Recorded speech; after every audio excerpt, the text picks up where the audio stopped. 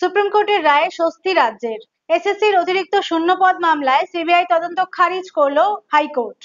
কিছুদিন আগে এসএসসি নিয়োগ দুর্নীতি মামলায় সুপ্রিম কোর্টের নির্দেশে 25,000-এরও বেশি শিক্ষকের চাকরি বাতিলের ধাক্কা সামলে ওঠার আগেই আজ মঙ্গলবার রাজ্য সরকারের জন্য একটা বড় স্বস্তি এনে দিল শীর্ষ আদালত।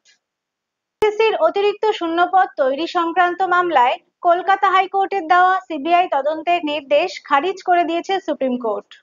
প্রধান বিচারপতি সঞ্জীব খান্নার নেতৃত্বাধীন বেঞ্চ আজ এই গুরুত্বপূর্ণ রায় ঘোষণা করেছে।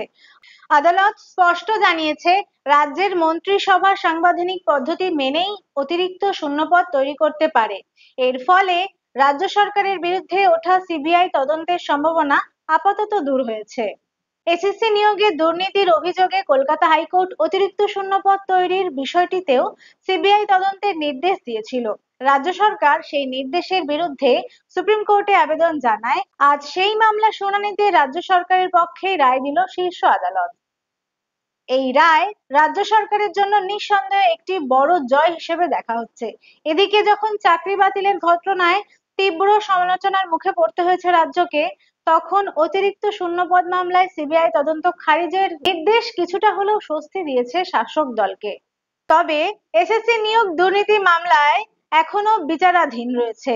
চাকরি হারানো শিক্ষকদের ভবিষ্যৎ এবং নিয়োগ প্রক্রিয়ার স্বচ্ছতা বজায় রাখা এখন রাজ্য সরকারের কাছে একটা বড় প্রধান চ্যালেঞ্জ হিসেবে নেওয়া হয়েছে।